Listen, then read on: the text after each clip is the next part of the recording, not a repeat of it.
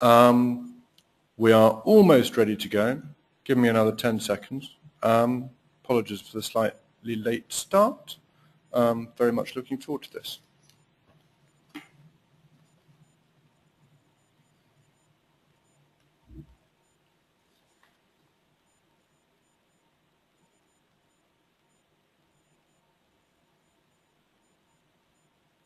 Okay. Good afternoon, ladies and gentlemen, or morning if you're in the US.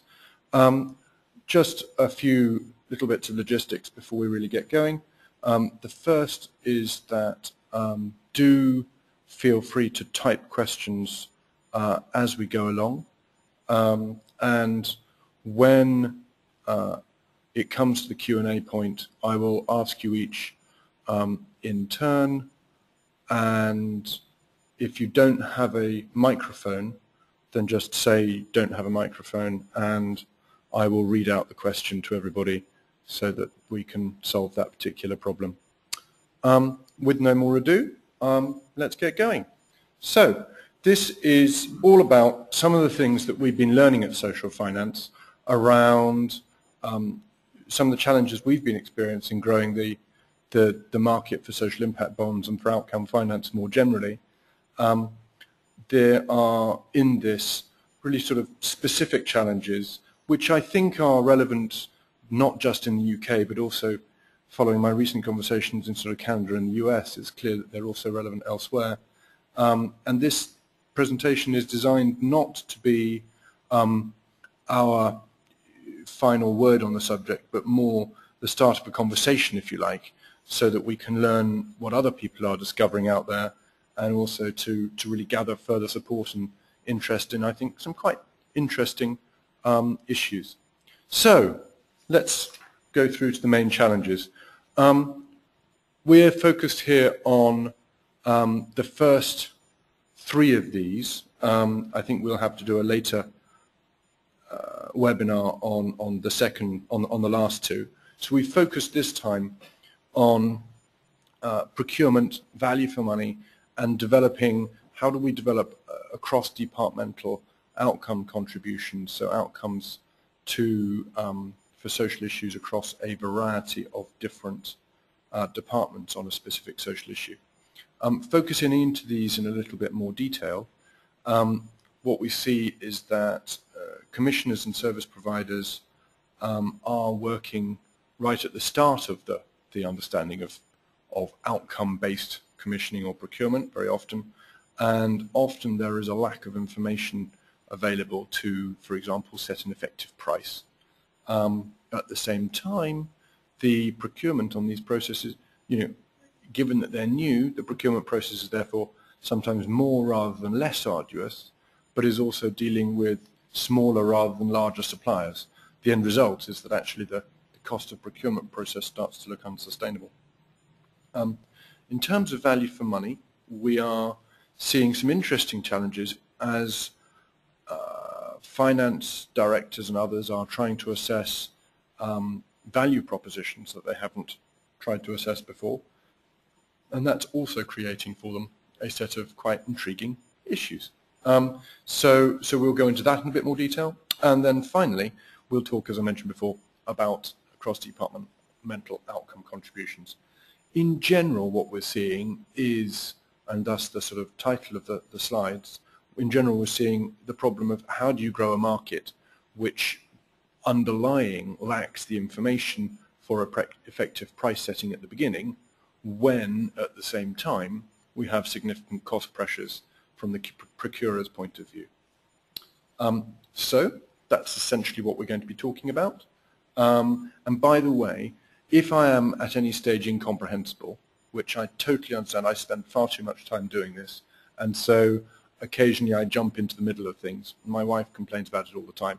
So do just put in a question which is, I didn't understand what you're talking about, for example, and we can then, I will try and self-correct during the process. Okay?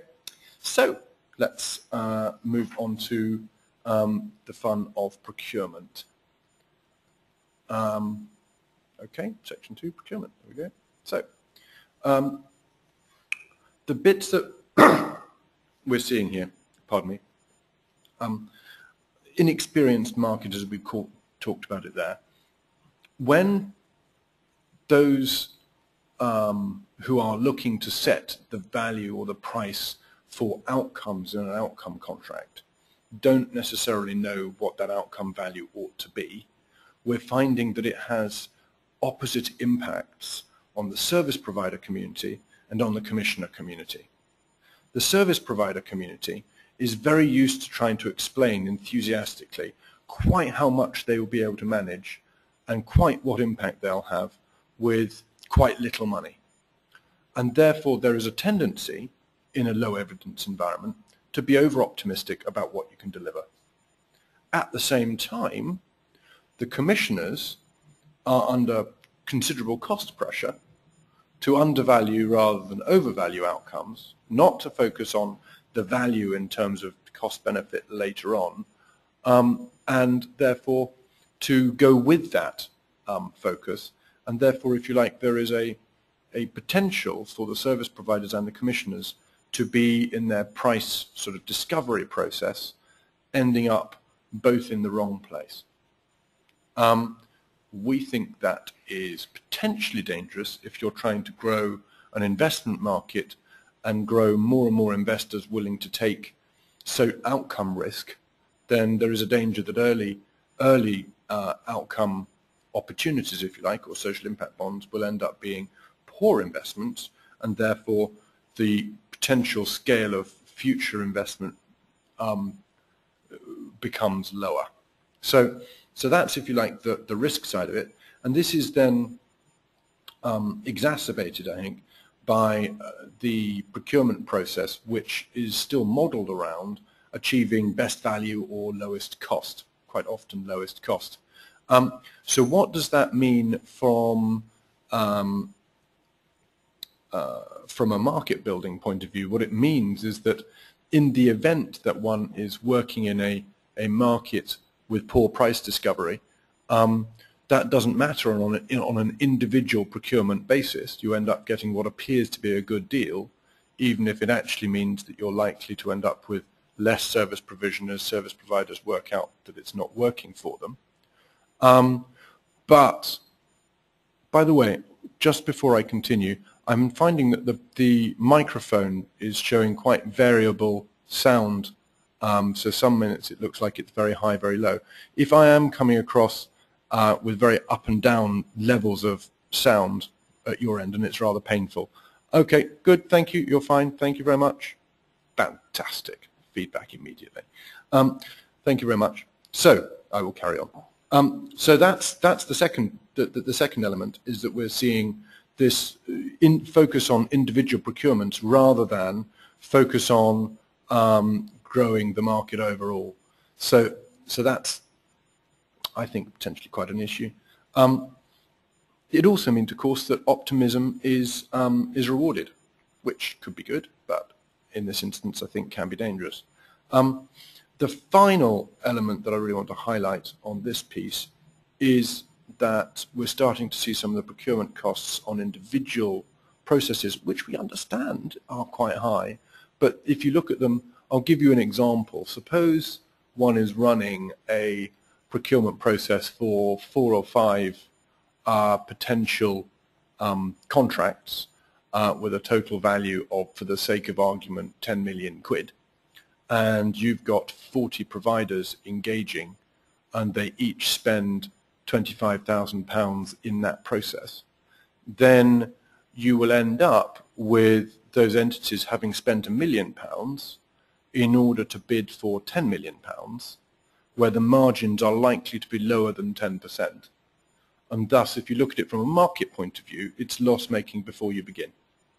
I just think that's potentially dangerous to the overall market development. It is potentially just a sort of starting problem, and the procurement processes will become narrower as people learn more, but I'm just highlighting it as a potential issue right now. In terms, the last point in terms of this procurement challenge is we are seeing some significant difference between if you like, the private sector or investor models for assessing bids and the procurer's models for assessing bids. And the most obvious difference is that one is almost entirely paper-driven and the other is driven by, interviews, wider due diligence, references from a variety of different stakeholders, some of them informal, some of them formal, and so on.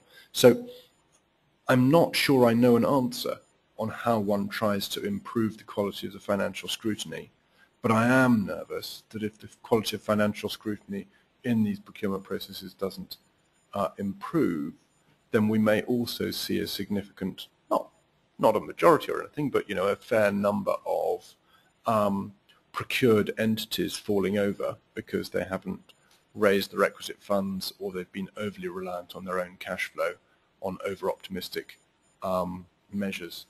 And again, that would be quite bad for market development. So those are the issues. What can we do about them?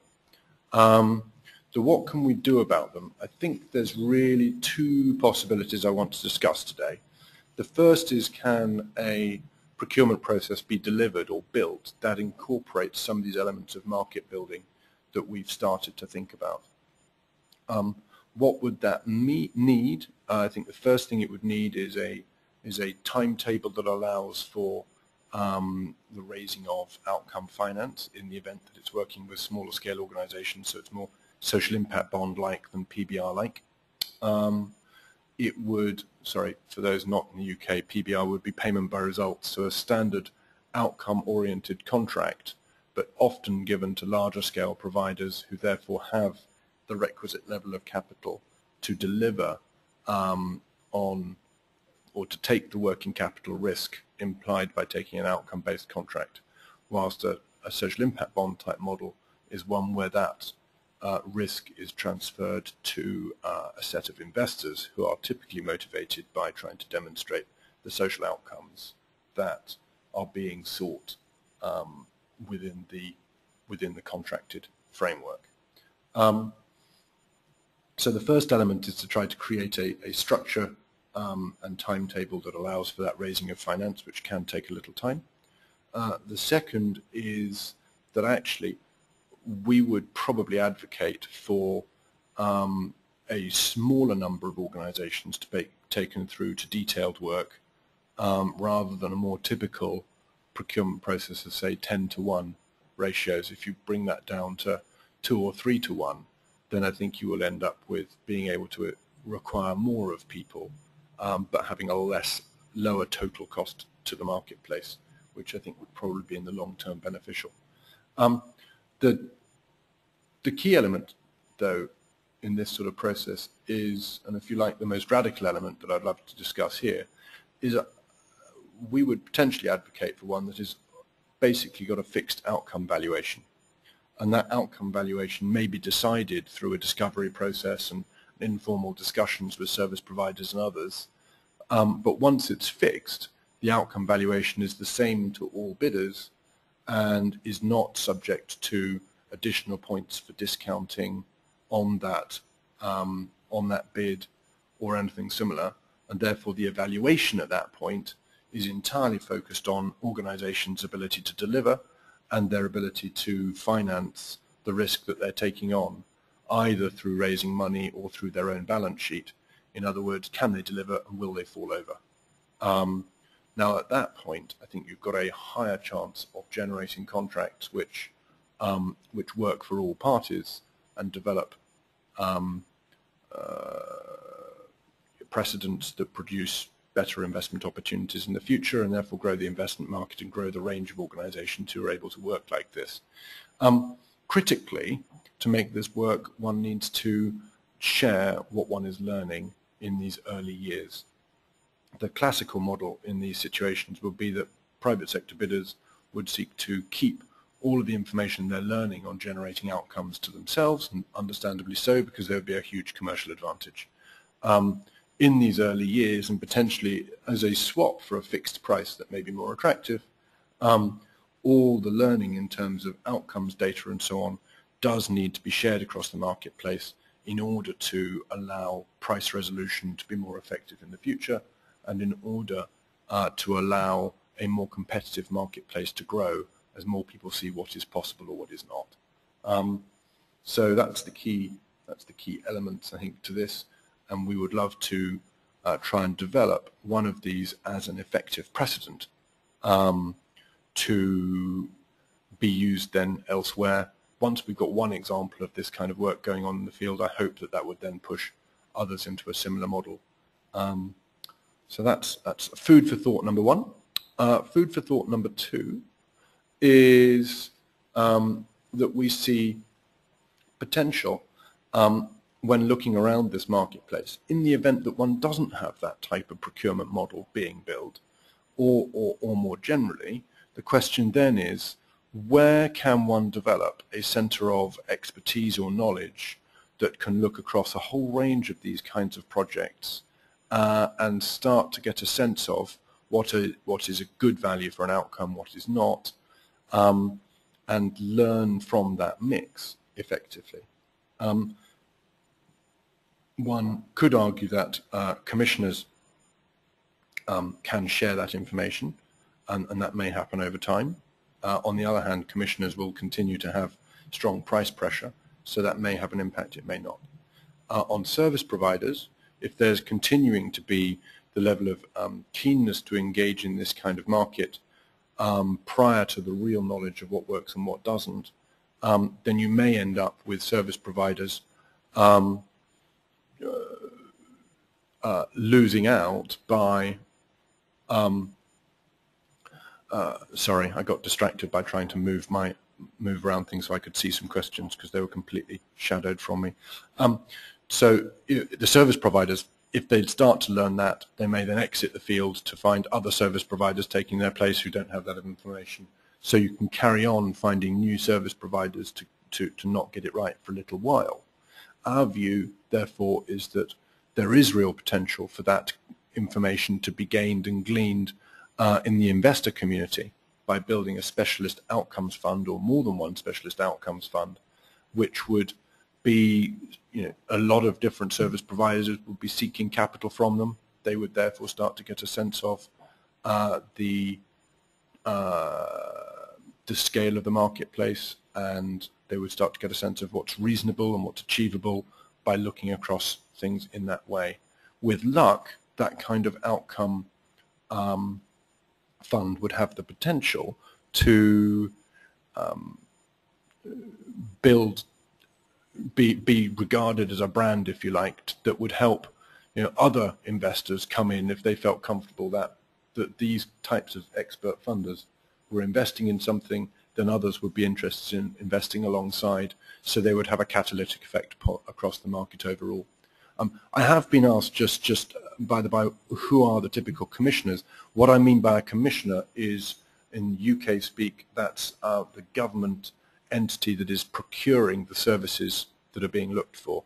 So that might be, for example, in the Ministry of Justice, it might be the department, the prisons side looking for people to provide services to reduce recidivism, for example. So they will then be seeking and managing contracts with a variety of bidding processes to get best value for money, quite often processes that are quite elongated and legalistic, as I think many of those on the line are aware. Those are the two elements around procurement, looking for an outcomes fund on the one hand and for developing precedent procurement processes that are interested in building the marketplace. Moving on. Okay, value for money. The value for money challenge, I think in some ways for us was more unexpected than the procurement challenge. The value for money challenge is intriguing. This graph is effectively a graph of what is the saving benefit to government, going up on the y-axis, as you improve outcomes. So in the event that outcomes don't improve at all, then if government was to implement something on their own, then you will get a cost to government of the project that or the intervention that you've put in place. And then as outcomes improve, you reach a point where you the cost of the program basically covers the cost of the savings that you create, and then it starts to move positive.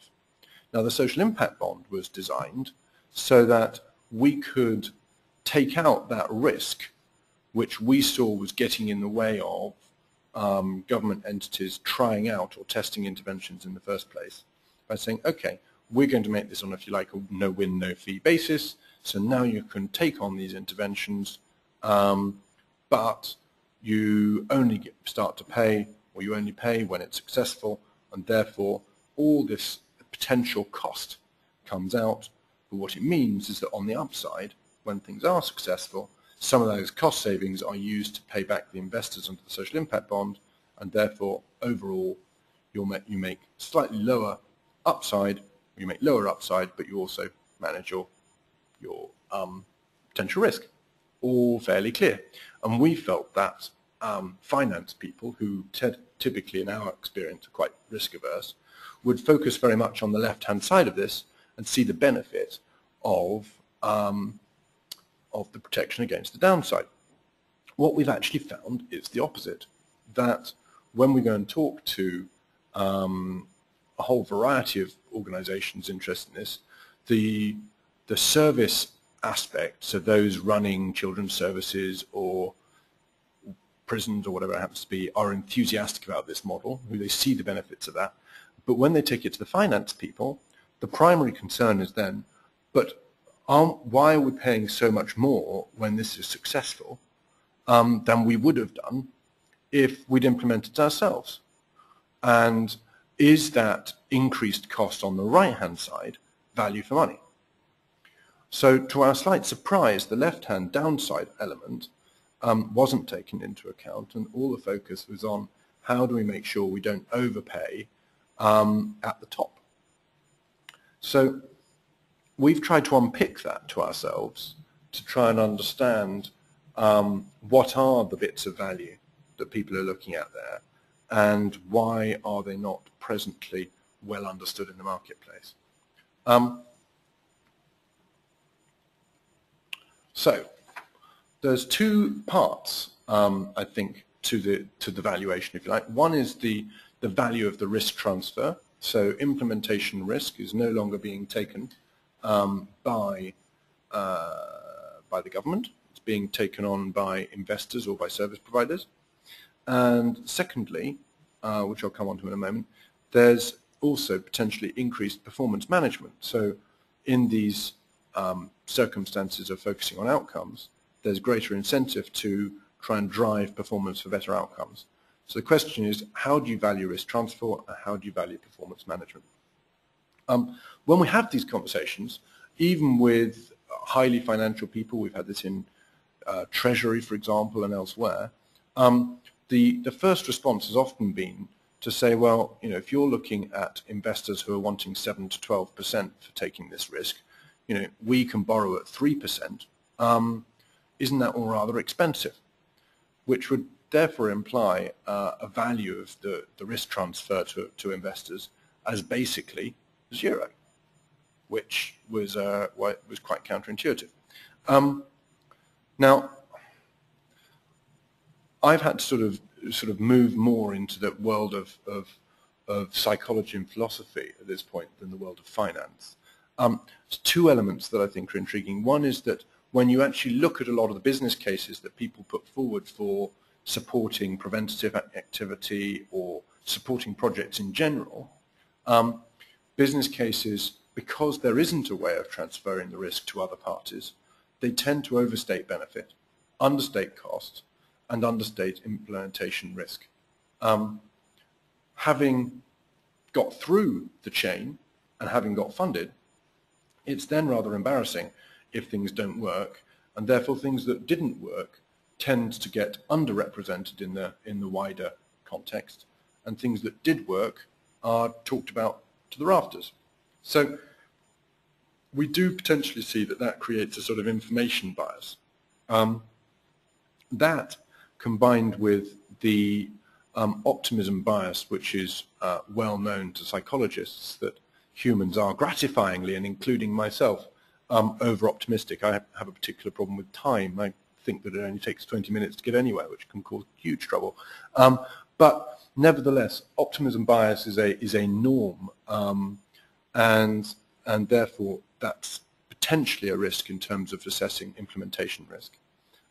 There's also something which I've only been learning about more recently called the Availability Heuristic, which if you Google that rather elegant term, you'll find that it's around how people tend to make decisions and the rules of thumbs that they use.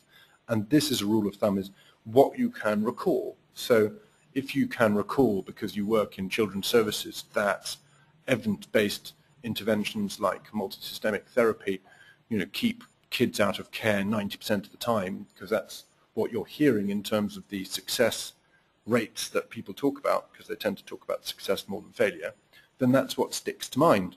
So implementation risk at that point, and actually I think it's even more with evidence-based programs, is underestimated. And evidence-based means that under good scientific conditions, things worked more often than not.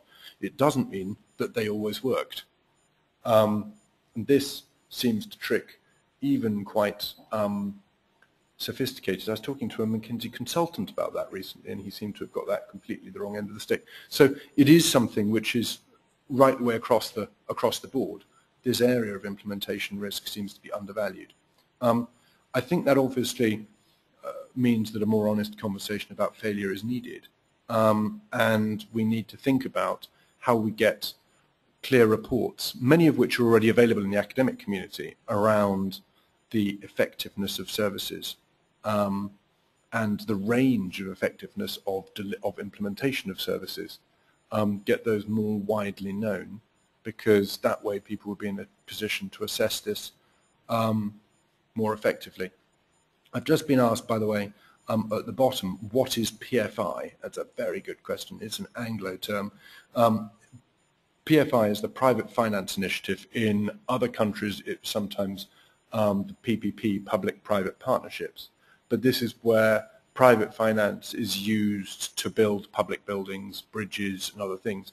And some of those projects have been a great success, and some of them have been well-known failures. And on the PFI world, actually, it's therefore, because of the media attention and so on, the focus has always tended to be on those that are negative. So actually, people's availability heuristic there is that every PFI doesn't work, which is completely inaccurate. So this is something which I think can go either way. I just think that in this particular marketplace, we are at the moment suffering from quite high levels of optimism and an information gap that needs to be filled.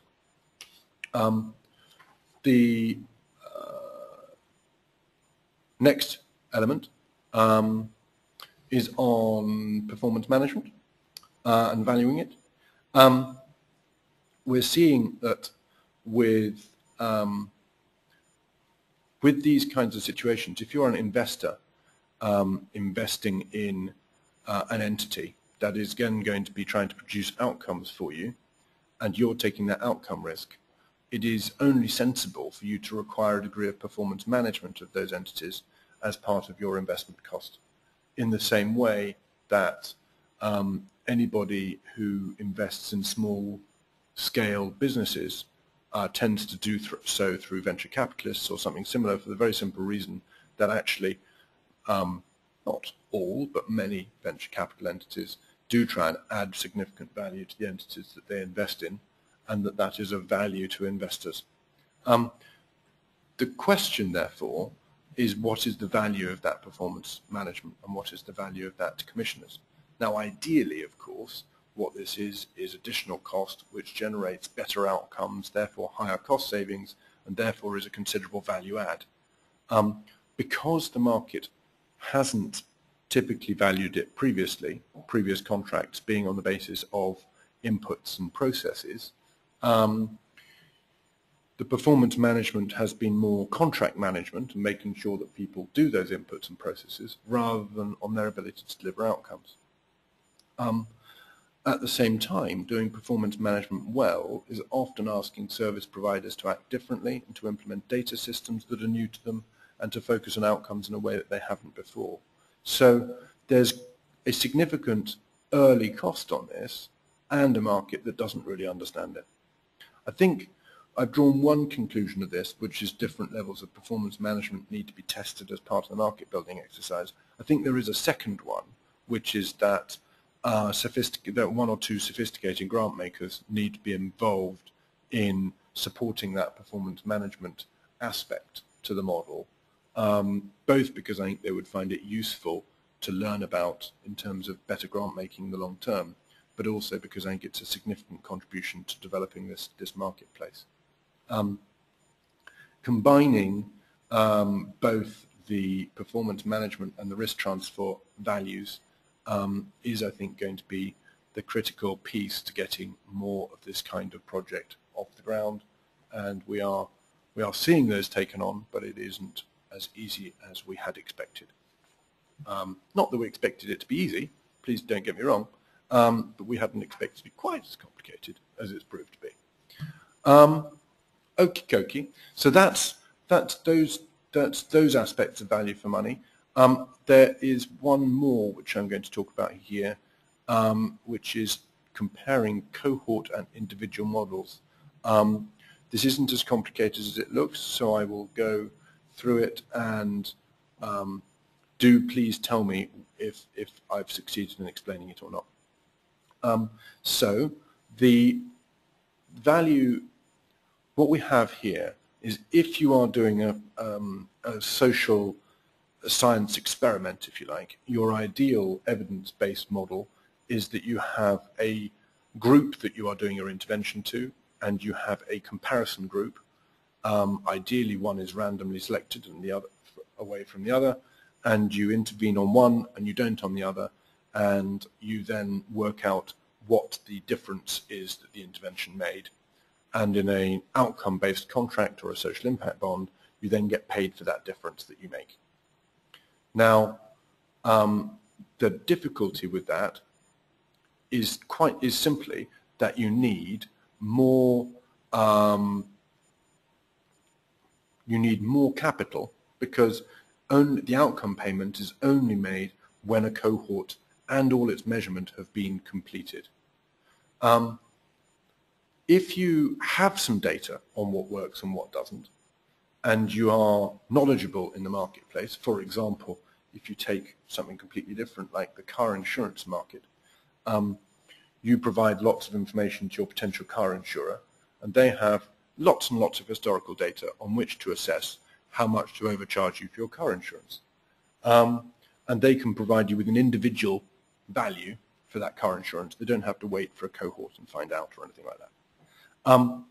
The question is, with the individual model, you obviously get outcome payments coming out significantly earlier, and whilst it works as well as on an incentive, it needs quite a lot of information in order to get going.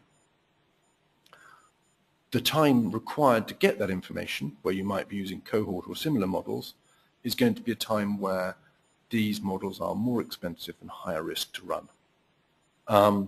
So the question is, where do you get the money for that period when these things are more expensive? You can arguably do it. The question is, for example, can you use a model where you do pay some upfront cost, but the agreement is that in the event that upfront cost, in the event that outcomes aren't produced, then you can claw some of that upfront cost back. Now, that may or may not reduce the working capital requirement, and the question is, can you find investors who are willing to take on a rather strange instrument that would require investors to take on? I won't go into that too much now, but it's a slightly strange thing which basically says, if you invest in this entity, you don't have to provide any capital up front. You only have to provide capital in the event that they don't provide a good service, and if they provide a good service, then you make some money without having put any money down.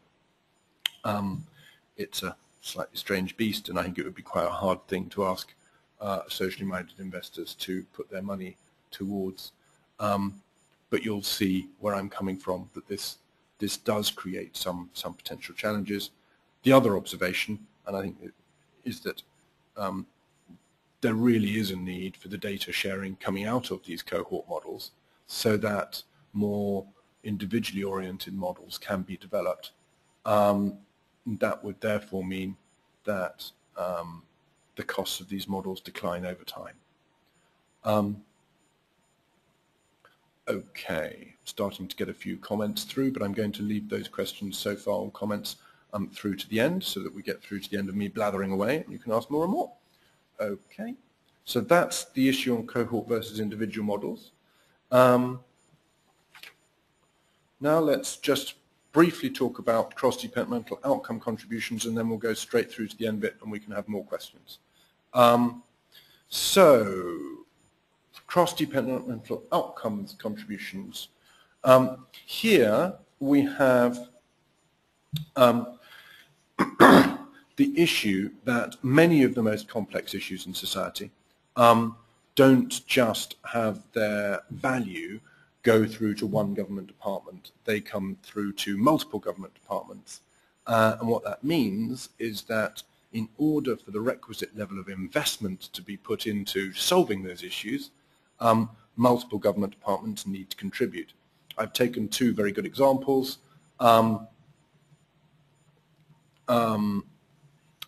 sorry, someone's just asked, can I see the questions? I'm afraid the way these webinars work is that I see a bunch of questions coming through, and I then try and figure out how to let someone ask them. Sorry about that. So I'm trying to respond to a few things as they come through, and others I'm going to have as questions at the end. But yes, somehow this is the way these webinars tend to work. So back to it. So got two examples here. One is drug rehabilitation and the other is chaotic families. Both of these are areas with high levels of impact on society, cost to society, and they can be expensive to not just to government departments, but to everybody in terms of crime and other issues. And also pretty awful to the individuals concerned, who are, whether they be drug addicts or those living in really on the fringes of society. The difficulty is that we have in this country and elsewhere situations where often individual departments go and what's called, assess and creep away. To give you some classical examples, mental health support services often have real trouble dealing with anyone with a drug addiction, and drug services are really disinclined to work with people with a mental health problem. And as you can imagine, there are considerable numbers of people who have both a mental health problem and a drug problem. So that's just, if you like, one relatively simple example, but there are a whole range of them.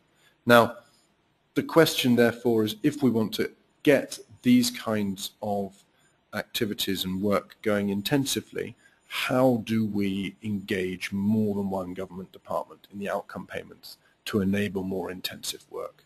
And can a model for joint departmental contributions be developed?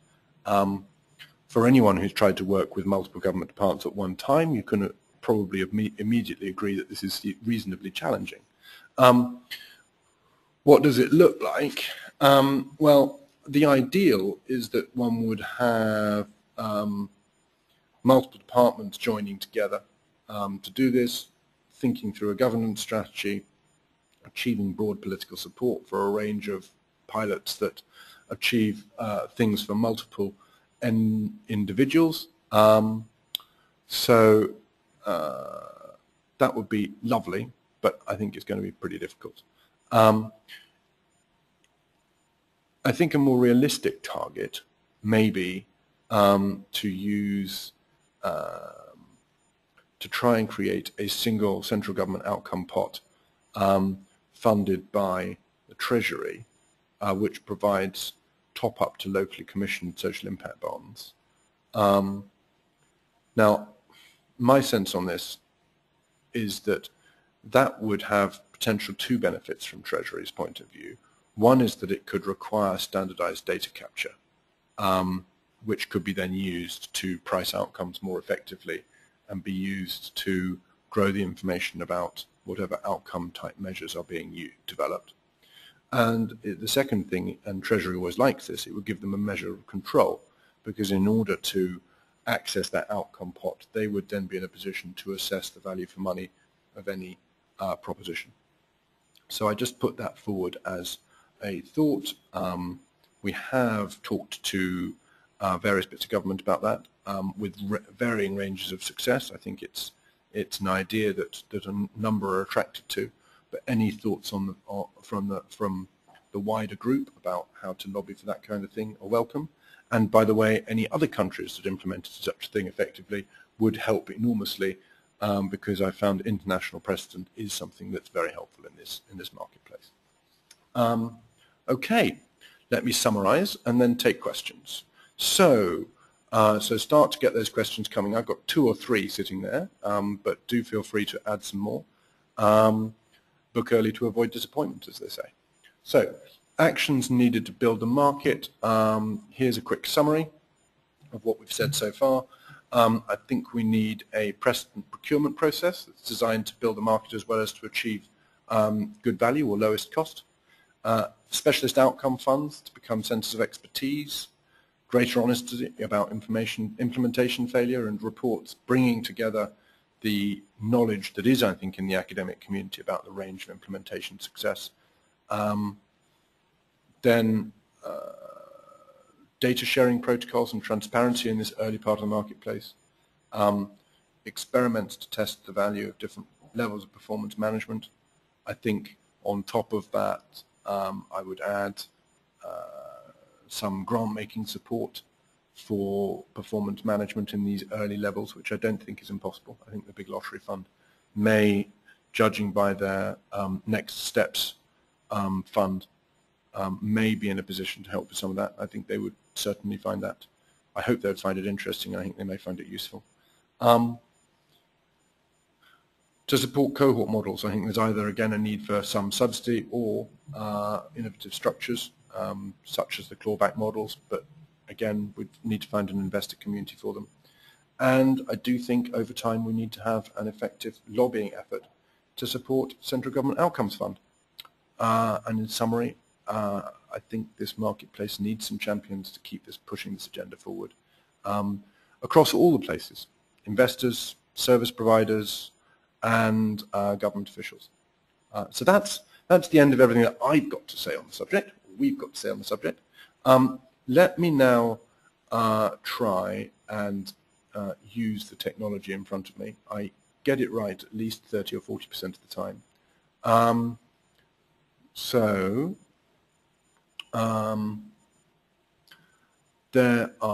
now just need to see if I can get it so that other people can talk. 1 second. I'm having trouble, Sarah, in getting the question up and the people at the same time. I have some assistance. So, here we go. So I've got the question, and the first question I'd like to be able to ask, oh, how do I get? Apologies for this, everybody. Tony Munson wanted to talk about data systems, and so I'm going to try and get Tony up.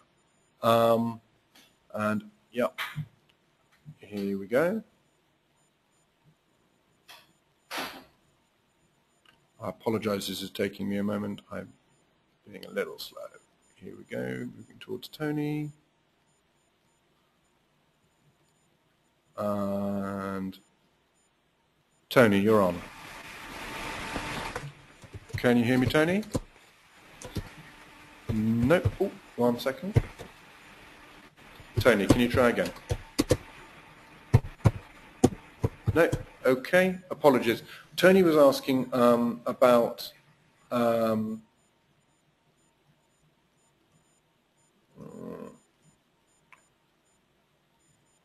now managed to lose the questions. Sorry about this, everybody. I'm normally better at this. So Here we are. Yes, so Tony was mentioning that data systems are often in place, but the data they produce is not being monitored effectively. And therefore effective data analysis need not be costly. I think there's quite a lot of truth to that in some sectors, not necessarily in all. So what we also find is that a lot of the monitoring is good for program management according to the contracts that have been had before, but they're not actually quite as good for managing to outcomes. So I think that's actually more than partially right, and something that we're quite interested in discovering more. But in the specific areas that we've looked at, there's still a significant data management burden to be taken on. But thank you for that thought. Aisha Riaz, you have a question on deadweight. Aisha? Hello. Hi, Aisha. Yep, fire away. Hi. Yeah, my question was around deadweight, and when you were particularly talking about individual versus payment models, and how to kind of avoid paying for high levels of deadweight in an individual payment model. Great question. So this is the difficulty that, for example, in the event that I'm just going to mute you again there, Aisha. Thanks very much for that. So in the event that you have a situation, for example, where only 50% of your prisoners coming out of prison reoffend, how do you manage an individual model given that half the people are not going to reoffend anyway? And there's 2 or 3 ways you can do it. One is that you can only pay half the outcome value, and you can say, yes, that does mean that we're effectively paying for some non-performance effectively, but we would only be paying enough for people to start making a profit in the event that they were successful. So that's one route through it. Another is that one can require a certain degree of outcome to be delivered before making any payment at all. So you could expect, say, 30 or 40%, say, you know, you'd create small cohorts of, say, 20. And then for the smaller numbers, so you'd start payments, but not on the first 3, 4, 5, 6. So each of these are different ways of making somewhat individual models with earlier cash payments, and where you're trying to balance the fact that you're reducing your cost of capital, but at the same time, yes, increasing your risk on deadweight and other similar things. I hope that sort of explains it. And Aisha, I'm very happy to talk about that, which is quite a detailed and complicated area. More another time if you send me or info and email. Next person I'm going to ask a question of is Hugh, or can ask a question is Hugh Rollo. Hugh, do you have a microphone? Yes, I do. Can you hear me? I can indeed. Fire away. Good. Thanks, Toby. Can you say a bit more about contract size? You say it doesn't work if it's too small. And contract length. You also said, you know, better outcomes tend to come towards the end of the contract. Why not just simply extend contract length?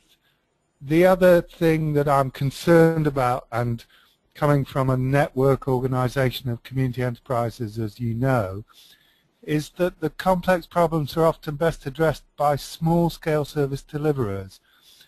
Do we always need a sort of intermediary prime contractor for social investment bonds to work? Okay. Thanks very much, Hugh. There's 2 or 3 different bits to unpack on that. In terms of contract size and contract length, I'm of the view you certainly need 5 or 6 year contracts to make these things work, so that you've got enough time to embed new services, make them effective, get them to grow, get them to develop.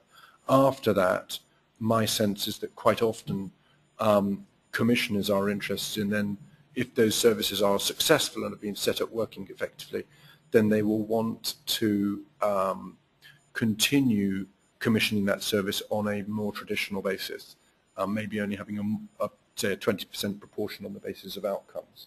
So that's sort of, there's a sort of balancing factor. Commissioners don't feel comfortable giving 20-year contracts. I suppose they do in certain areas, and maybe it will come to that.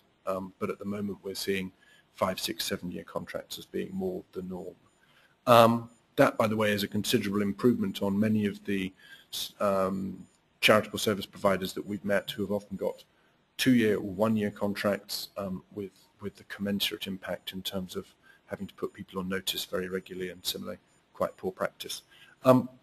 In terms of the smaller scale service deliverers and squaring the circle of engaging with larger ones or otherwise, I think this is a tricky issue. There are definitely some service issues where you can have very small scale models. For example, moving adults with learning difficulties from institutional to more community care models. You could work on a pretty small scales on an outcome basis there, because the expectation is that if there wasn't any intervention, they would stay in the institutional model for a long period of time. But other areas, what you are looking at is a range of organizations working together, and pulling those together either requires a prime contractor or requires, as we've got in Peterborough, a special purpose vehicle that acts as the performance manager across a range of entities, some of which are pretty small. And there's definitely spot purchasing from small-scale providers as well. So I don't think, and this comes through to the next question from Julia Morley, who's also asked about this to some extent. So I don't think this actually precludes smaller scale providers or spot purchasing services from individuals, or from very modest-sized organizations on an experimental basis. But to be the core of the service provision for something like this, it is going to be difficult without a reasonable outcome or implementer evidence of success.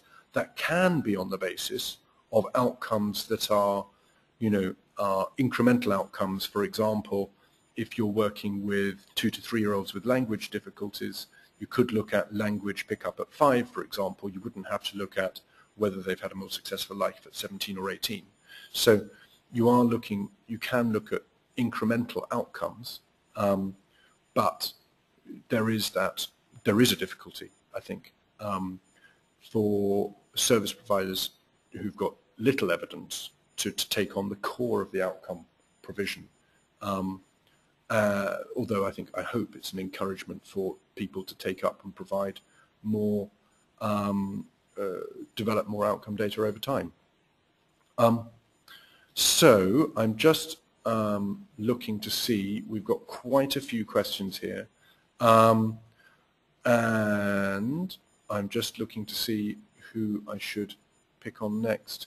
Julia Morley, I'm going to ask you, you've got quite a lot of different questions here, so Julia Morley, here you go. Can you hear me? Can you speak? No. Shall I ask on your behalf? Yes. Okay. So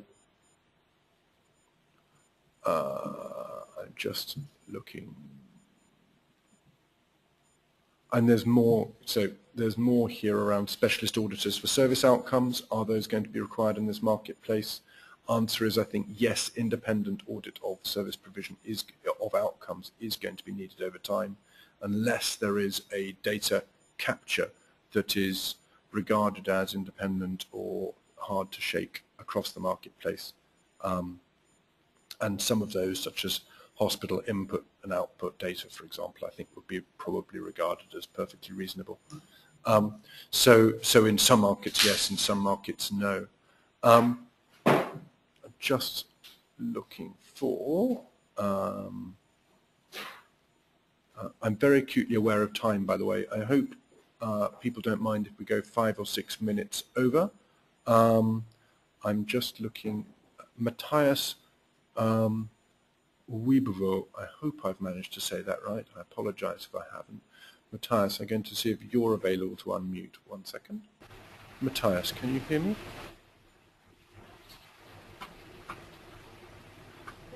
Hello, Matthias.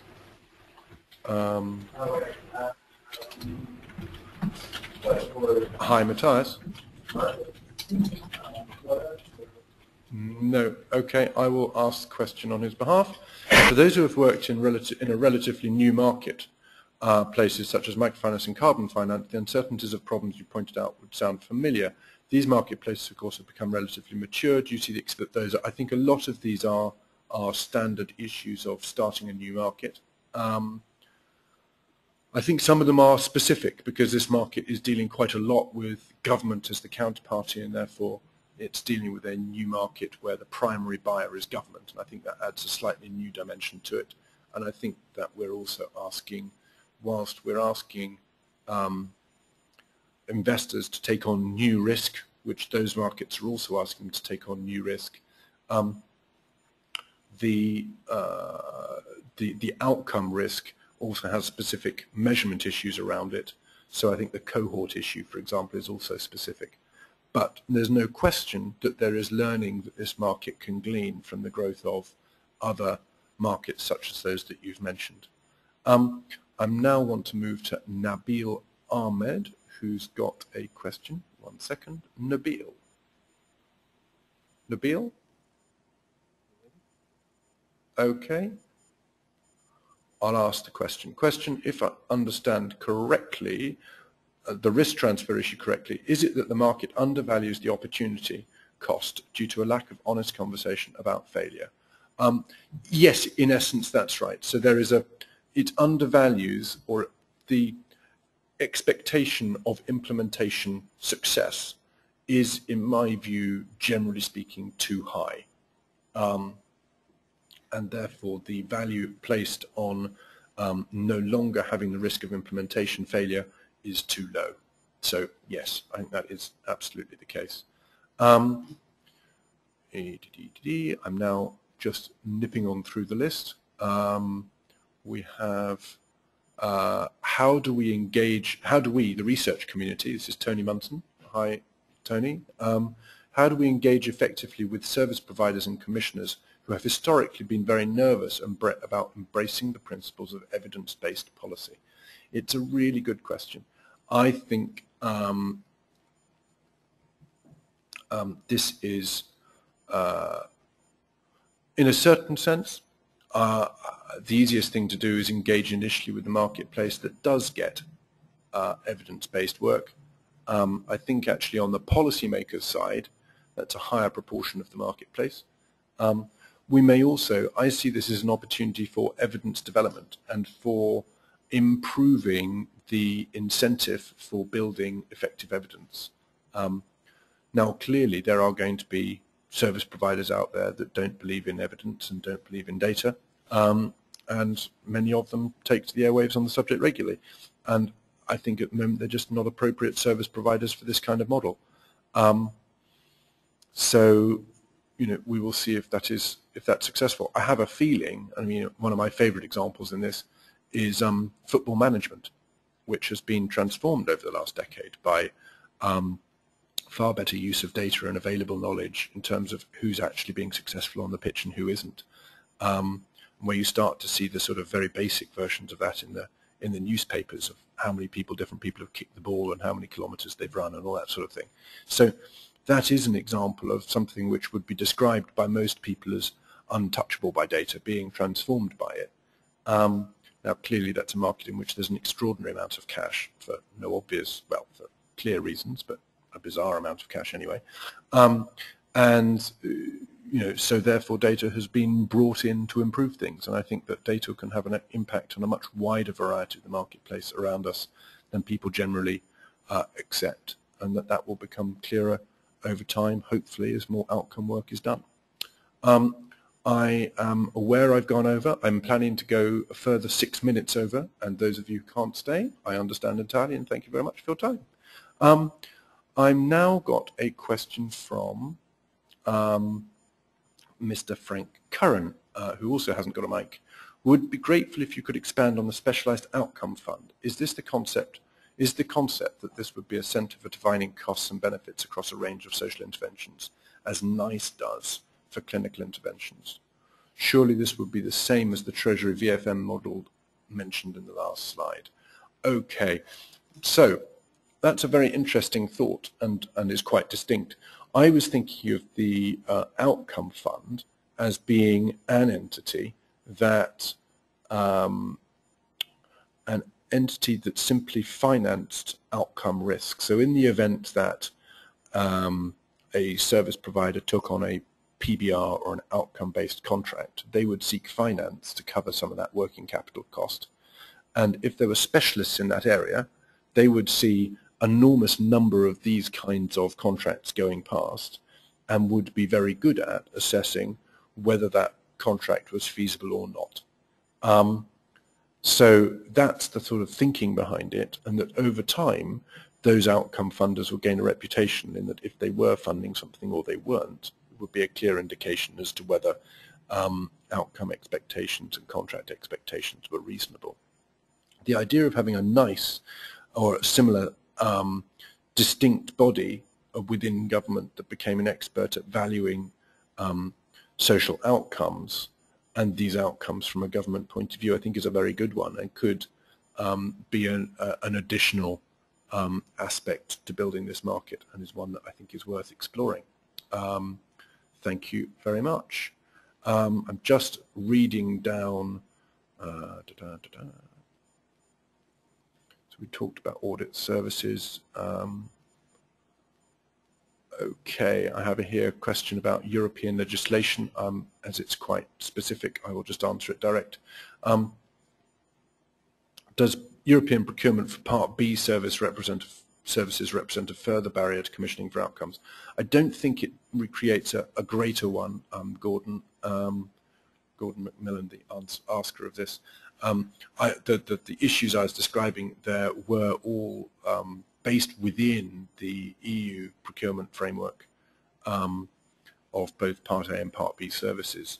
And so I don't think it's an addition. I mean, it means that the room for maneuver in thinking creatively about the procurement process is necessarily more restrictive. I do think that there is an issue that some procurement departments only assess themselves on their risk of legal challenge rather than on the effectiveness of what they're providing. So that is a distinct issue. But yes, Part B and the European requirements is an issue. What we've also found, though, when I go and talk to people in, say, Canada and the US, it's not just a European issue because they have exactly the same level of issue with procurement as we do, if not greater. Okay, getting to the bottom of the questions here. So a question here again from someone with no sound or microphone, Annabelle Wibberley. Who would fulfill the role of supporting / growing the service providers so that they meet investor expectations and go beyond? Is that a gap for intermediaries to fill? Would there be direct contact to investor and service provider? Okay, great question. That's a role that social finance is fulfilling in the Peterborough Social Impact Bond. We see absolutely no reason for us to be the longer term provider of those services more generally. I think it's a really interesting area for new intermediation to develop. I think that direct relationships between investors and service providers, if you have a one-on-one relationship with the investor, so there's only one investor to support it, then that would be very reasonable. But if you have got more of a broad range of investors supporting an outcome contract that needed more than one service provider, then I think that would become unmanageable, and that's where a performance manager to whom the responsibility is delegated would be necessary. I do think it's a gap in the market, and I think it's an important one to fill. So any questions, do feel free to ask them, to suggest entities that would be good at that. And I think that's just about it. I've just got one more question, which is, can you envisage a marketplace in which products are developed, say by big society capital, which transfer risk more efficiently? I don't know that. I'd love to unpack that, but I know that you don't have a microphone, Julia, so do feel free to email me about it. I'm not sure. I think that the risk transfer in this is relatively efficient, and what we're seeing is the inefficiency of early marketplace rather than of the product itself. But do feel free to unpack that in further questions direct by email. I hope that's been interesting to everybody. I've certainly enjoyed myself. Do send any feedback or thoughts direct. Thank you very much for listening to me. E.g. derivatives, Julia. Yes. Sorry. Just an answer. The specialist pieces around derivatives. Yes, but that's a longer conversation. So again, do email me direct. Thanks very much, everybody. I found that very interesting. Bye.